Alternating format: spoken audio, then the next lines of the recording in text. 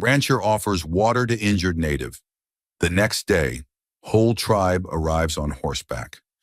The sun hung like a merciless eye over the vast expanse of Texas rangeland, its heat shimmering off the cracked earth in waves that made the horizon dance like spirits. Samuel McKenna wiped the sweat from his weathered brow and adjusted his hat against the glare. At 43, he had spent more than half his life wresting sustenance from this unforgiving land, and the years showed in every line etched deep around his eyes, every callus that mapped his palms like rivers on drought-stricken ground. His ranch stretched for miles in every direction, a testament to stubborn determination and backbreaking labor. The Double M brand marked cattle that dotted the landscape like scattered coins, their lowing carried on hot winds that offered no relief. Samuel had built this empire from nothing, arriving in Texas with little more than hope and a willingness to bleed for every acre. Now, drought threatened to undo everything he had sacrificed to create. The creek that had sustained his land for decades had dwindled to little more than a trickle, its banks cracked and lined with the bones of smaller streams that had already surrendered to the merciless heat. Samuel knew that without rain soon, he would face choices no man should have to make. Which cattle to sell, which to let die, which dreams to abandon in the face of nature's indifference. He was riding the eastern boundary of his property, checking water levels in the remaining pools, when he first saw the figure crumpled beside what had once been Willow Creek. From a distance it looked like debris blown against the dried reeds, but as Samuel drew closer, his heart quickened with recognition of human form. He spurred his horse forward, the animal's hooves kicking up small clouds of dust that hung in the still air. The man lying motionless in the shade of a stunted cottonwood was clearly Native American, his long black hair streaked with gray and braided with strips of leather and feathers. Blood had dried dark on his left temple, and his breathing came in shallow, labored gasps. His clothing was a mixture of traditional buckskin and traded cloth, worn but well made. A broken horse lay nearby, its neck twisted at an unnatural angle, victim of what must have been a terrible fall. Samuel dismounted slowly, his hand instinctively moving to the rifle secured to his saddle. But something in the injured man's stillness stayed his motion. For a long moment, he stood frozen by conflicting impulses. The tensions between settlers and the various tribes in the region had been escalating for months. Just last week, the newspaper from the county seat had carried reports of raids on homesteads to the north, and the local sheriff had warned all ranchers to be vigilant. But looking down at this man, Samuel saw not a threat but a fellow human being in desperate need. The injured native appeared to be in his 50s, his face marked by laugh lines that spoke of joy, even as pain now creased his features. There was something noble in his bearing, even unconscious and broken, that reminded Samuel of his own father, who had taught him that a man's character was measured not by his words in comfort, but by his actions when faced with another's suffering. Samuel knelt beside the stranger, careful not to startle him should he regain consciousness. He pulled his water canteen from his belt and gently lifted the man's head, allowing a few precious drops to wet his cracked lips. The injured man's eyes fluttered open, dark and intelligent, taking in Samuel's face with wariness but no fear. "Easy now," Samuel said softly, his voice carrying the gentle authority he used with spooked horses. "You took a bad fall. Your horse didn't make it." The native man's eyes moved to where his mount lay still, and Samuel saw grief flash across his features before stoic acceptance settled in its place. He tried to speak, but only a croak emerged from his parched throat. Samuel offered more water, supporting the man's head as he drank carefully. "Dakota," the man finally managed, touching his chest with a trembling hand. "Samuel McKenna," the rancher replied, understanding this as an introduction. "This is my land you're on, but that doesn't matter right now. You're hurt bad, and this heat will kill you if we don't get you somewhere safe." Dakota's eyes studied Samuel's face with an intensity that seemed to see through to his very soul. There was wisdom in that gaze, earned through decades of navigating a world that had changed dramatically around him. He attempted to sit up, but dizziness overcame him, and he fell back against Samuel's supporting arm. The decision came to Samuel without conscious thought, born from instincts deeper than politics or prejudice. He couldn't leave this man to die, regardless of the complications it might bring. His own moral code, forged in the fires of frontier hardship and tempered by his father's teachings about basic human decency, would not allow it. "I'm going to take you back to my house," Samuel said, already calculating how to safely transport an injured man in the blazing heat. "My wife knows some doctoring. We'll get you patched up proper." Dakota's eyes widened slightly at this unexpected kindness. He said something in his native tongue, words that Samuel didn't understand but whose tone conveyed gratitude mixed with surprise. The effort of speaking seemed to exhaust him, and his eyes drifted closed again. Samuel worked quickly but carefully, using his horse's blanket to create a makeshift travois. The sun climbed higher as he secured Dakota to the improvised stretcher, and sweat stung his eyes as he led his horse slowly across the uneven ground toward home. Every few minutes he checked on his passenger, offering sips of water and words of encouragement. The ride to the ranch house took nearly 2 hours, each minute a small eternity under the punishing sun. Samuel's horse, a steady mare named Patience, seemed to understand the gravity of their cargo and picked her way carefully across ruts and rocks. Samuel found himself talking to Dakota during the journey, sharing stories about the land, the drought, his hopes for rain. Whether the injured man could hear him or not, Samuel felt compelled to fill the silence with human connection. When the ranch house finally came into view, Samuel felt a wave of relief wash over him.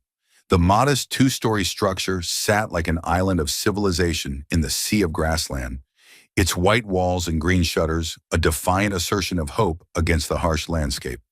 Smoke rose from the chimney despite the heat, evidence of his wife Martha's preparations for the midday meal.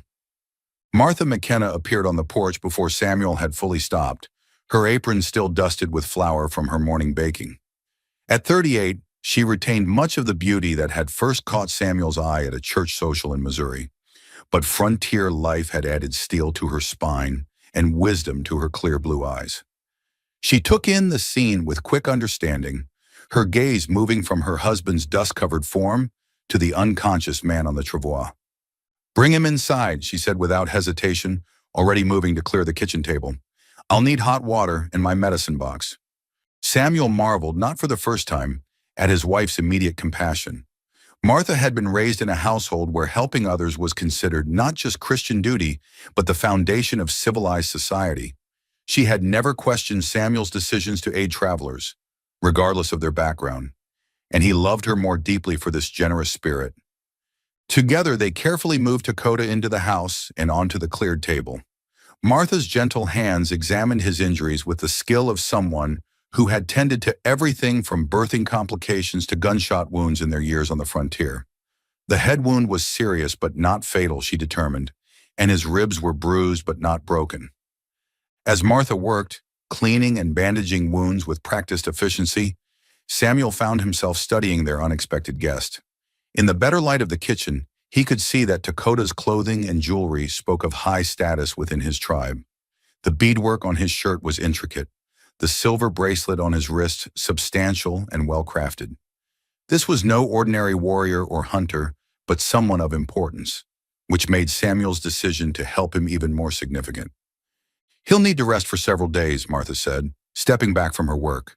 "That head injury could have killed him if you hadn't found him when you did. The heat alone would have finished what the fall started."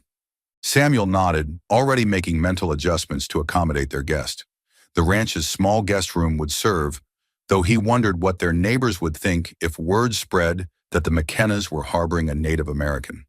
Relations between the local tribes and the growing number of settlers had grown increasingly strained as competition for water and grazing land intensified.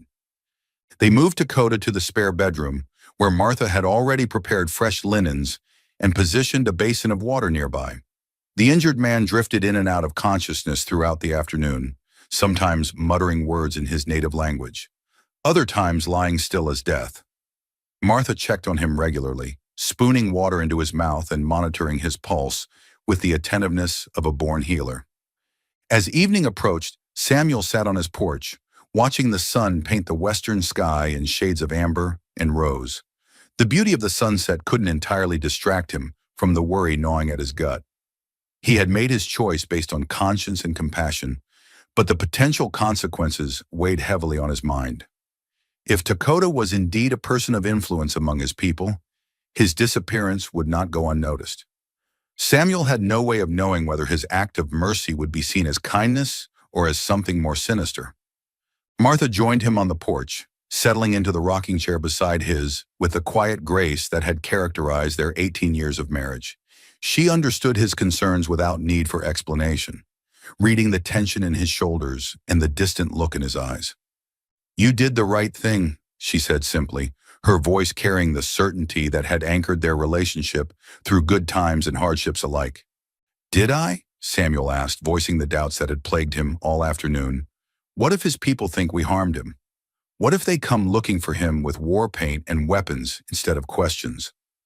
Martha reached over and took his calloused hand in her smaller one, her touch conveying comfort and strength. "Then we'll explain what happened and trust that truth and good intentions count for something in this world. We couldn't have left him to die, Samuel. That would have been the real tragedy." Night fell with a sudden completeness common to the plains, stars emerging like scattered diamonds against black velvet. Samuel made his rounds, checking on the cattle and ensuring the ranch was secure, but his thoughts kept returning to the man lying unconscious in their guest room. He had crossed a line today, stepping beyond the comfortable boundaries of his own community to extend help to someone from a world he barely understood. Dakota woke near midnight, his eyes opening to unfamiliar surroundings, illuminated by the soft glow of a bedside candle. For a moment, panic flickered across his features as he tried to orient himself, but memory returned quickly. He attempted to sit up, wincing at the pain in his head and ribs. Samuel, who had been dozing in a chair nearby, stirred at the movement. "Easy there," he said gently, moving to help support Dakota as he struggled to find his bearings. "You're safe. This is my home." Dakota's dark eyes met Samuel's, and in that gaze, the rancher saw intelligence, dignity, and a profound weariness that spoke of years spent watching his people's world shrink around them. When Dakota spoke, his English was accented but clear, suggesting education or extensive contact with white settlers. "Why?" Dakota asked, the single word carrying the weight of 1,000 questions. Samuel considered his answer carefully, knowing that honesty was the only foundation upon which any understanding between them could be built. "Because it was the right thing to do. Because you're a human being in need, and I was raised to believe that's all the reason a man needs." Something in Dakota's expression softened at these words, a recognition passing between them that transcended the barriers of culture and circumstance. "My people," he said haltingly, "they will search for me. When my horse does not return, they will know something has happened." The weight of this revelation settled over Samuel like a heavy blanket. "How long before they come looking?" "Soon," Dakota replied, his voice growing stronger with each word. Was returning from council with the Indian Agency. My people will expect me by tomorrow's sun." Samuel felt his chest tighten with apprehension, but also with a strange sense of inevitability. The choice he had made by the dried creek bed had set in motion events he could not control or predict. All he could do now was prepare for whatever consequences would follow, and hope that the same compassion that had driven him to help Dakota would somehow guide them all through the challenges ahead. Over the next several hours, as Dakota's strength gradually returned, the two men found themselves in conversation that revealed the depths of understanding possible between people willing to see past surface differences. Dakota spoke of his role as a peace chief among his people, his efforts to find ways for native tribes and white settlers to coexist in a land that seemed to grow smaller and more contested with each passing year. Samuel shared his own struggles with the drought, his fears for the future of his ranch and his way of life, his desperate hope that the rains would return before he lost everything he had worked to build. In the quiet intimacy of the midnight hours, with Martha sleeping nearby and the vast Texas prairie stretching endlessly beyond their walls, the two men discovered that their challenges were not so different after all. As dawn approached, painting the eastern sky in shades of pearl and rose, Dakota insisted on rising despite Martha's protests about his need for continued rest. He moved slowly, but with determination, clearly a man accustomed to leading through personal example rather than mere words. "I must return to my people," he said, accepting the shirt that Martha had cleaned and mended during the night. They will be worried, and worry can lead to actions that serve no one well. Samuel nodded, understanding the wisdom in these words, even as he dreaded what the day might bring. He had no horse to offer Dakota, and the injured man was clearly in no condition for a long walk across the unforgiving landscape. The solution, when it came to him, felt both logical and terrifying. "I'll ride with you," Samuel said, the words emerging before he had fully considered their implications. "At least partway. I can't have you collapsing out there from your injuries." Dakota studied Samuel's face with that penetrating gaze that seemed to see through to a man's soul. "This could bring danger to you and your woman," he said quietly. "My young warriors are eager. They have heard too many stories of their relatives disappearing, of promises broken by white men. They may not listen to explanations before they act." "Then it's even more important that I come with you," Samuel replied, his voice steady despite the fear coiling in his stomach. "If they see that I helped you willingly, that I treated you with respect, maybe it will mean something." Martha appeared in the doorway, having listened to their conversation with the quiet alertness of a woman accustomed to making quick decisions in dangerous situations. She looked at her husband with eyes that held both love and worry, then moved to the kitchen and began preparing food for their journey. "If you're going, you'll need supplies," she said matter-of-factly, her tone brooking no argument. "And Samuel, you remember what your father always said about treating people the way you'd want to be treated if you were in their place?" The morning sun was already climbing toward its punishing zenith when Samuel and Dakota set out across the prairie, sharing Samuel's horse and carrying water and food that Martha had pressed upon them with fierce maternal concern. Dakota directed their route toward a series of low hills to the northeast, where his people maintained one of their seasonal camps. As they rode, Dakota shared more of his story. He was not just a peace chief, but a man caught between worlds, trying to navigate the impossible space between his people's traditional ways and the harsh realities of an America that seemed determined to erase native cultures entirely. He had spent years learning English, studying white man's law, attending councils and negotiations in hopes of finding a path forward that would preserve some semblance of his people's independence and dignity. "The young men grow impatient with talk," Dakota confided as they paused to rest in the shade of a rare stand of trees.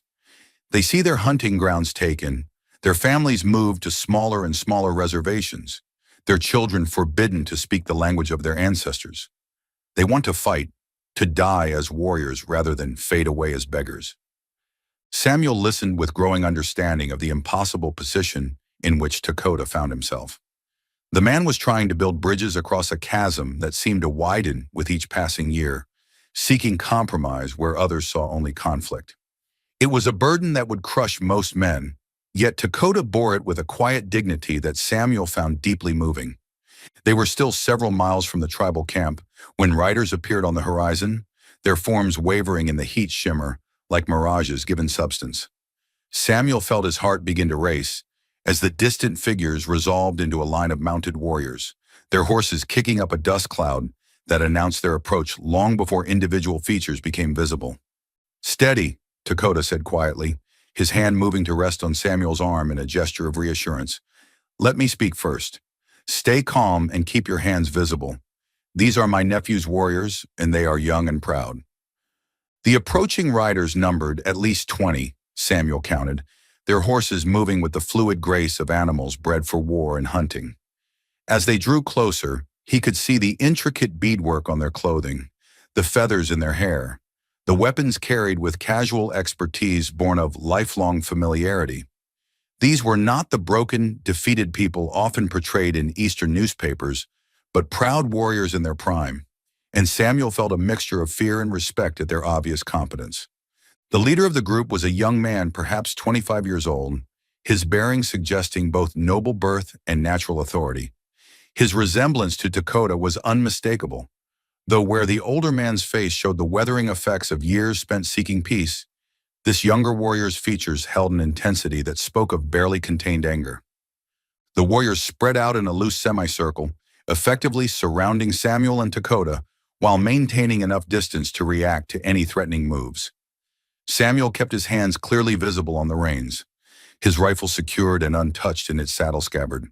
while fighting every instinct that screamed at him to flee. Dakota dismounted slowly, his injuries still evident in his careful movements, and walked forward to meet his nephew. The two men embraced briefly, and Samuel caught fragments of their rapid conversation in the Comanche tongue. Dakota's voice calm and explanatory, while his nephew's responses carried the sharp edge of suspicion and anger. The discussion continued for several tense minutes, with other warriors occasionally adding their voices to the debate. Samuel remained mounted, acutely aware that his life might depend on Dakota's ability to convince these young men that he had been helped rather than harmed. The sun beat down mercilessly, and sweat ran down Samuel's back, as much from fear as from heat. Finally, Dakota turned and walked back toward Samuel, his expression grave but not despairing.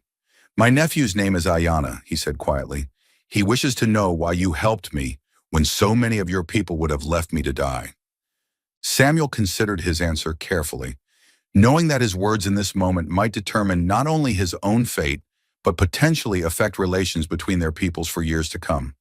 When he spoke, it was with the simple honesty that had guided his actions from the beginning. "Because it was the right thing to do," he said, looking directly at Ayanna as Dakota translated. "Because I would want someone to help me if I were hurt and alone.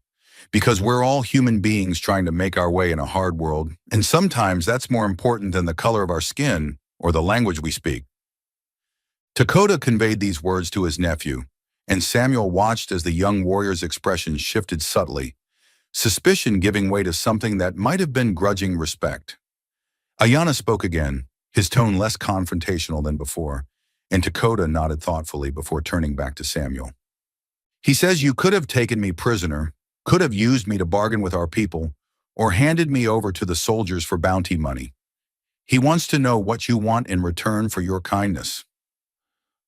This question struck at the heart of Samuel's deepest fears about the future. His ranch was dying slowly from drought, his cattle growing thinner with each passing day, his dreams of prosperity withering like grass in the relentless heat. He could have asked for access to water rights, for safe passage across tribal lands, for any number of concessions that might have eased his burdens. Instead, he found himself speaking from the heart, voicing hopes he had barely admitted to himself. "I want what I think you want," he said, his voice carrying across the circle of mounted warriors. "I want to live in peace on my land, to raise my cattle and provide for my wife, to see rain return to this drought-stricken country. I want to believe that different people can find ways to help each other instead of fighting over every scrap of grass and drop of water." The silence that followed his words seemed to stretch for an eternity, broken only by the sound of horses shifting restlessly and leather creaking in the heat. Samuel felt as though he had laid his soul bare before these strangers, revealing not just his fears but his most fundamental beliefs about how people should treat one another. Ayanna spoke again, his words directed not just to Dakota, but to all the assembled warriors. Samuel couldn't understand the language, but he recognized the cadence of formal speech, the rhythms of a man making an important decision. When the young chief finished speaking, several of the warriors nodded their agreement, while others sat in thoughtful silence. Dakota walked back to Samuel, his weathered face showing the exhaustion of a man who had carried the weight of his people's survival for too many years. When he spoke, his voice carried a mixture of hope and wariness that Samuel understood completely. "Ayanna says that a man who shows kindness to his enemies deserves kindness in return," Dakota translated. "He offers to share water from our sacred spring with your cattle, enough to keep them alive until the rains return. In exchange, he asks only that you remember this day and that you speak truthfully of our people to other white settlers." Samuel felt his heart leap with relief and gratitude so profound it nearly brought tears to his eyes. The sacred spring Dakota mentioned was legendary among local ranchers, a source of sweet water that never failed even in the worst droughts. Access to that water could mean the difference between survival and ruin for his ranch. But even as hope flooded through him, Samuel recognized the magnitude of what was being offered. Sacred sites were not shared lightly among native peoples, and the gesture represented a level of trust that humbled him deeply. He dismounted and walked forward, extending his hand to Ayanna in the white man's gesture of agreement. The young warrior looked at the offered hand for a long moment before grasping it firmly, his grip strong and honest. When their eyes met, Samuel saw not the savage enemy portrayed in newspaper accounts, but a leader trying to find honorable solutions to impossible problems. A man not so different from himself. Over the following days, an unprecedented arrangement took shape. Samuel's cattle were permitted to drink from the spring under the supervision of tribal members, while Samuel himself spent time in the native camp, learning about their customs and sharing his own knowledge of ranching and agriculture. The cultural exchange was awkward at first, hampered by language barriers and generations of mutual suspicion, but gradually a foundation of respect began to develop. Martha proved invaluable in these early negotiations. Her natural compassion and skill with healing, creating bonds with the tribal women that transcended the barriers of language and tradition. She learned to prepare traditional medicines from prairie plants while teaching some of the younger women European cooking techniques and basic literacy. The arrangement was not without its challenges. Some of Samuel's white neighbors viewed his cooperation with the tribe with suspicion and outright hostility, calling him an Indian lover and threatening to report his activities to territorial authorities. Similarly, not all tribal members were comfortable with the unprecedented access being granted to white settlers, and tensions occasionally flared between traditionalists and those who saw cooperation as necessary for survival. But as weeks passed and the drought continued its merciless grip on the land, the practical benefits of their partnership became undeniable. Samuel's cattle not only survived, but began to recover their strength, while his new relationships with tribal members provided access to traditional knowledge about drought-resistant crops and water conservation techniques that had sustained native peoples through countless dry cycles. More importantly, the personal relationships that developed between individual families began to break down the walls of mistrust that had separated their communities for so long. Samuel found himself genuinely fond of Ayanna, recognizing in the young chief a fierce intelligence and moral integrity that reminded him of his own younger self. The warrior, in turn, began to see Samuel not as a representative of white aggression, but as an individual worthy of respect and friendship. The turning point came during the harvest moon, when a group of young white settlers from a neighboring county arrived at Samuel's ranch, seeking water for their dying livestock. The men were desperate and angry, their own ranches failing from the drought, and they demanded access to Samuel's suddenly thriving water source. When Samuel explained that the water belonged to the tribal spring and was being shared through native generosity, the settlers' desperation turned to rage. They accused him of betraying his own people, of choosing Indian interests over white survival, and threatened to take the water by force if necessary. The confrontation might have escalated to violence, but Ayanna and several of his warriors arrived at that crucial moment, having been alerted by the sound of angry voices carrying across the still air. The young chief assessed the situation quickly, his intelligent eyes taking in the desperate faces of the white settlers and the tension radiating from Samuel's rigid posture. What happened next surprised everyone present. Instead of ordering the intruders to leave or responding to their aggression with violence, Ayanna dismounted and walked slowly toward the group of armed settlers. When he spoke, it was in careful English, his words carrying the authority of natural leadership. "You are thirsty," he said simply, his voice cutting through the tension like a blade through cloth. "Your animals are dying. This we understand, for drought makes enemies of the earth and all who depend upon her mercy." The settlers shifted nervously, their hands moving instinctively toward their weapons, but something in Ayanna's calm demeanor prevented the confrontation from escalating immediately. Samuel held his breath, knowing that the next few moments could determine whether his fragile bridge between two worlds would survive or collapse in bloodshed. "We will share our water with you," Ayanna continued, his words causing shocked silence among both whites and natives alike. "Not because you demand it, but because the earth's gifts should not be hoarded while others suffer.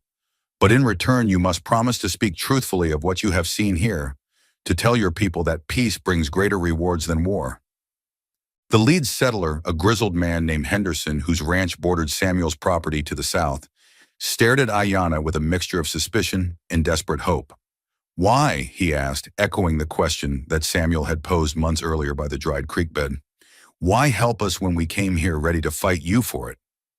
Ayanna's response revealed the depth of wisdom that had made him a leader despite his relative youth. "Because hate is like drought," he said. his dark eyes reflecting the golden light of the setting sun. It makes everything smaller, weaker, until there is nothing left but death. But kindness, like water, makes life grow even in the hardest ground. The transformation that followed was neither immediate nor complete, but it was real. Henderson and his men accepted the offered water with grudging gratitude, and while they left without the dramatic conversion that might occur in a fairy tale, they carried with them a story that began to spread throughout the white settlements of the region. As autumn deepened toward winter, the unprecedented cooperation between Samuel's ranch and Ayana's people became a model that other groups began to study and, cautiously, to emulate. Government officials arrived from the territorial capital to investigate reports of peaceful coexistence, expecting to find either a dangerous precedent that needed to be suppressed or a fantasy that would dissolve under scrutiny. Instead, they found something that challenged their assumptions about the inevitability of conflict between native peoples and white settlers. Here was proof that different cultures could find common ground, that competition for resources could be transformed into cooperation through mutual respect and genuine communication. The formal recognition of their water-sharing agreement by territorial authorities provided legal protection for the arrangement while establishing a framework that other communities could adapt to their own circumstances. Samuel found himself serving as an unofficial mediator in disputes between settlers and tribal groups, his ranch becoming a neutral ground where difficult conversations could take place away from the pressures of their respective communities. But the true measure of their success came with the return of the rains. When the drought finally broke in the second winter of their partnership, the skies opening to release torrents of water that transformed the withered landscape into a carpet of green. The bonds between their communities had grown strong enough to survive the return of abundance. Samuel stood on his porch on that first morning after the rains, watching water run in newly carved channels towards streams that had been dry for nearly 2 years. The sound of flowing water was like music after the long silence of drought, and the air carried the sweet scent of growing things released from dormancy. Dakota appeared at the edge of the ranch yard, his horse picking its way carefully through the muddy ground. The peace chief looked older than when Samuel had first found him by the dried creek bed, the weight of leadership and the passage of time evident in his lined face. But his eyes held a contentment that had been absent during their first meeting. "The earth remembers how to be generous," Dakota said, dismounting and walking toward the porch where Samuel stood. "Now we must remember how to be worthy of her gifts." Samuel nodded, understanding that their partnership had been tested by scarcity and proven by abundance. The easy thing would have been to retreat to their separate worlds now that the crisis was past, to let old prejudices reassert themselves in the comfort of plenty.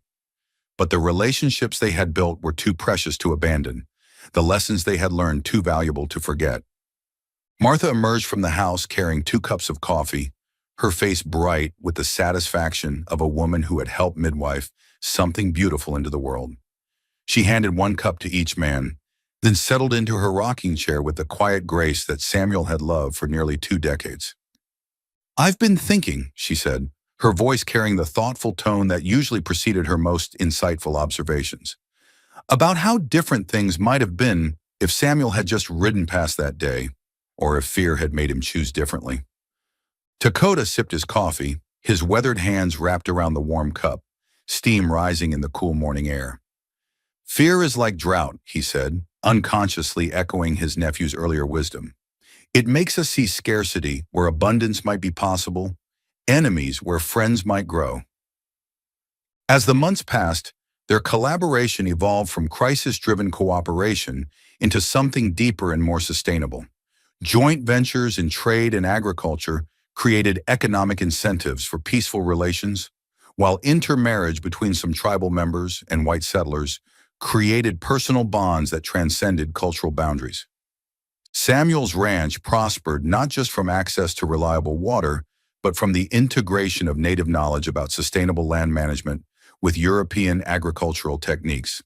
His cattle grew fat on grasses selected for their drought resistance, while his crops flourished using irrigation methods refined over centuries of prairie farming. But perhaps the most significant change was in Samuel himself. The man who had once viewed his ranch as a fortress against the wilderness now saw it as a bridge between worlds, a place where different ways of life could meet and learn from each other. The horizon that had once seemed like a barrier now appeared as an invitation to exploration and understanding. Years later, when historians and government officials would study the McKenna-Ayana Accord as a model for native settler relations, they would focus on the practical aspects of their water-sharing agreement and the economic benefits of their cooperation. But those who lived through that transformative period understood that the real miracle had been much simpler and more profound. It had been the recognition that human decency could transcend cultural differences, that kindness was a language understood by all peoples, and that the choice to help a stranger in need could plant seeds of peace that would grow for generations. Samuel never forgot the moment by the dried creek bed when he had knelt beside an injured man and offered water, not knowing that he was also offering hope for a different kind of future. The drought had ended, but the relationships forged in its crucible endured, proving that even in the harshest landscapes, the most unlikely friendships can take root and flourish when watered by compassion and tended with respect. In a time and place where conflict seemed inevitable, they had chosen cooperation, and in doing so, had written a different chapter in the long story of two peoples learning to share one land. On quiet evenings when the work was done and the cattle were settled for the night, Samuel would sometimes ride out to the spring that had saved his ranch and changed his life. Standing beside the clear water that bubbled up from unknown depths, he would remember the weight of an injured man in his arms and the simple decision that had altered the course of so many lives. The water still flowed, constant and generous, a reminder that the earth's gifts were meant to be shared and that the greatest droughts were not those that affected the land, but those that withered the human heart. In choosing to offer water to a stranger, Samuel had discovered that mercy, like the spring itself, was a source that grew stronger the more it was shared.